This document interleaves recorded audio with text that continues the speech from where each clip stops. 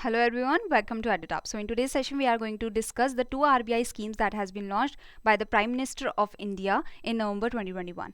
But these two schemes were also in news in February 2021 because the RBI Governor Shaktikanta Das has said that these two schemes will provide a major structural reform into the financial market. Okay, so these two schemes are very important schemes of RBI, and we will be understanding all about these schemes, that what these schemes are, how they will work, and who they will benefit. So before starting with the news article, please subscribe to our YouTube channel and join our Telegram channel for the PDF of this session. You can get the link of the Telegram channel in the description box below. So a weekend sale is going on where you can get 40% plus 10% off on all these courses, and you can use the code weekend to avail this offer, which is going to end today only. So now, before starting with the news, let's see this question, that the RBI Retail Direct Scheme, and these are the characteristics or statements of the RBI Retail Direct Scheme. I will tell you all about this scheme, and then we will come back to this question to see that how many of you can answer this correctly. So the PM has launched the two RBI schemes, and these two RBI schemes are customer centric. That is, they are focusing on the customers, and in the financial market, who are the customers? The investors are the customers. So these are for the benefit of the customers or the investors. So the first scheme is RBI Retail Direct Scheme, and the second scheme is about the Reserve Bank Integrated Ombudsman Scheme. Do not worry about the name. The name seems hard, but when you will understand, I will tell you all about the schemes, then the schemes will become very easy for you to understand. Okay. So what is the motive behind? Let's understand. Let's have a sit back and understand that what is the motive behind opening this kind of scheme, that the RBI Retail Direct Scheme. So see, a retail investor is a small investor. Okay, before what was happening, that they do not have, the small investor do not have a direct access into the government securities market. That is, if they want to invest, they had to take the help of mutual funds. They had to go through the asset management company who were the intermediaries. So they were taking commissions and all. So they do not have the direct access in the government securities market. Or if they had to use the different platforms like the NSE GoBid platform, in which they do not have any say into the price of the bond, like at what price you want to buy it. Okay, so they do not have any say in the price of the bond. So through these platforms or through these intermediaries, they had to buy the government securities, and they were not able to directly buy it. Okay, but now through this RBI Retail Direct Scheme, the motive is to give the direct access to the retail investors of the government securities market. So now retail investors has a direct access of the government securities market, and the government securities market are the debt instruments. The government securities are the debt instruments, that is, the government raises the debt or raises the money through this securities. Okay, so now how RBI Retail Direct Scheme will work. So see, the how to invest directly. Now how the retail investors can invest directly. Okay, so they will have a JILT account, that will be an online account, that will be made free of cost with the RBI. Okay, so this JILT account is an account that allows you to trade in the government securities or maintain the government securities. So now retail investors can directly open a JILT account online and with the RBI, and that also free of cost. You just need to have the minimum criteria. Okay, that is, you need to have the PAN card, Aadhaar card, you need to have the valid email ID, valid mobile number, as well as a rupee savings bank account in India. That's it. And then you can open the JILT account and you can trade in the securities. Very easy, I can say. So like government securities, why do you want to buy a government securities? Because they are low risk, they are backed by the government can never go insolvent, so it is very easy to trade with the government securities. If we compare with the stocks, stocks are very volatile and they have high risk. So rather than that, government securities have low risk, low return, but low risk also. So this is a RBI initiative, and you can open the JILT account with the RBI.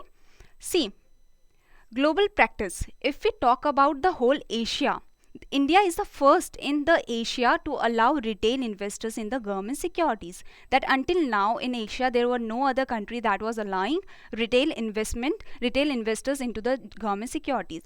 The advanced countries, that is America, Britain, and Brazil, has allowed the retail investors into the government securities, but no other Asian country. So India has allowed it for the first time in Asia. If we talk about the challenges that will come with the retail direct scheme, that is lack of awareness. Of course, not all investors are retail investors. Small investors will be aware. So the RBI will have to make them more aware about this scheme. So what are the benefits of retail direct scheme? See, this will benefit the retail investors and it will benefit the government also. Retail investors will have more options that where to invest now, as government securities are also open for them directly. Okay, accessing the government securities are sold in capital market also. So it is a long term, capital market is a long term instrument. So the retail investors will have access to the capital market also through the government securities. Now they can invest their money for the long term into the government security instrument. Okay, so this will be beneficial for the retail investors. For the government, the increase in investment in the government securities will happen. The government will get more price for it because the demand will be high, so government will also get more benefits, more money. Okay, so and if they get more money through the bonds, then they will be able to spend more into the economy. That will be beneficial for the common people then. So this is how it will be beneficial for the whole economy, I can say. So now coming back to the question, RBI retail direct scheme. Let's see the first statement, that it is aimed at the government securities market to provide the access of the government securities market for the retail investors. Sit back and think, is it true or not? Yes, it is true, because this is the main motive that I told you in the first slide, okay, of the RBI retail direct scheme. The second is, the scheme offers retail investors a new avenue for directly investing in securities only issued. See the word only, issued by the central government. When I told you government securities market, see, government securities market include both center securities and the state securities. Okay, because the state also provide the bonds for the developmental goals. They also have to raise the debt for the developmental goals and all. So the government securities not only include the central government securities but also the state government securities. So the second statement is wrong.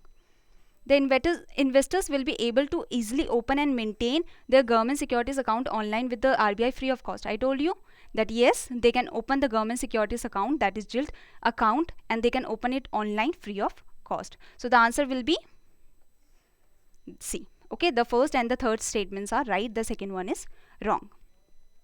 Now I hope you have understood the first scheme. Coming to the second scheme, what is the motive behind the RBI integrated ombudsman scheme? So it will improve the grievance redressal mechanism, that if you have any problem, if you have any complaint, against any unit that is coming under the RBI, let's say they are the NBFC, they are the bank. So if they have done anything wrong, okay, they have done anything that is not beneficial for you, okay, so you can put your grievance in front of the RBI through the RBI integrated ombudsman scheme. See, ombudsman scheme is not a new scheme. It was there in the 1995, the banking ombudsman scheme, that was later on improved in 2006. There is a NBFC ombudsman scheme of NBFC that came in 2018. There is a digital transaction ombudsman scheme that came in 2019. So ombudsman scheme is not new, but the integrated ombudsman scheme is the scheme that improves the grievance redressal mechanism. You will see that how it improves it. So how the RBI IOS work? So this scheme is based on the one nation, one ombudsman. Okay, that is, you will have one platform, you will have one email and one address where you can lodge your complaints. You do not have to go to different portals. There will be just one portal where you can lodge your complaints. So this will be a single reference point for you, where you can file your complaint, track the status of the complaint. You can submit the documents there. You can get the feedback also, that how much work has been done in this complaint, or is it really valid to complain about this. So this will be a valid single reference point. So that is CRPC. has been set up for centralized handling of all complaints receipts. So see, if there is a one portal, then there will be a one system now to address. So that is centralized receipts and processing center. Okay, in this center there will be centralized handling of all the complaint that will be received, and initial processing and the moving towards a one nation one jurisdiction approach will be followed. Okay, so before here, as you can see, when you had to lodge a complaint, before what was happening, that you had to go to the office of the banking ombudsman. Okay, and there were different jurisdiction. That is, if you have a complaint of a bank that is situated in Delhi, you have to go to Delhi to complain about it, because that comes under the jurisdiction. The Delhi bank comes under the jurisdiction of the office of the banking ombudsman that is situated in Delhi. So bank branch complaint against should be situated in that jurisdiction. But now it is being tried that there should be a one nation one jurisdiction, and for that there will be a centralized processing center. Okay, so that will be handling all the complaints that will be received, and initial processing and the moving will start from there only. So if you want to remember it, centralized receipts and processing center. This is the one jurisdiction where you will be this is an online thing, so you do not even have to go there. Okay, so now what are the benefits of the integrated ombudsman scheme? There will be a toll-free number that will be multilingual.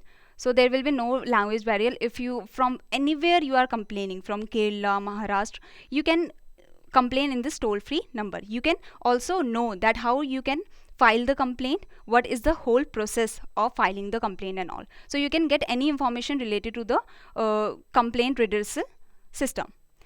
Removing jurisdictional limitations. Like I told you that there were limitations of the jurisdiction, like from where you are complaining and where the bank is situating. So that has to be same. Like you have to go to the office of the banking ombudsman that is situated in the Delhi, because that has the jurisdiction over the Delhi banks. So the jurisdictional limitations are over. Expansion of ground for complaints. Okay, before there were like you had to, if you are complaining against the banks, against the NBFCs, there were some grounds on which you can complain. That has been expanded. Like if you are complaining that the bank is not behaving properly, they are not working for 9 to 5, they are only coming for half day. So now the ground of the complaints has also been increased. Okay, so now coming to the question related to the RBI iOS, the scheme is based on one nation one ombudsman. Yes, it is based on the one nation one ombudsman, that is one portal, one email, one address, where the customers can lodge their complaints. CRPC will help in moving towards a nation one jurisdiction approach. So yes, that is what the CRPC is helping in. There is a contraction in grounds for complaints. No, there is an expansion in the grounds for complaints. You can complain on more subjects now. Okay, so only the true one is first and second. So the answer will be B. I hope you have understood both the schemes. Thank you very much. If you have any query, you can mail us here or you can call us here. Thank you very much.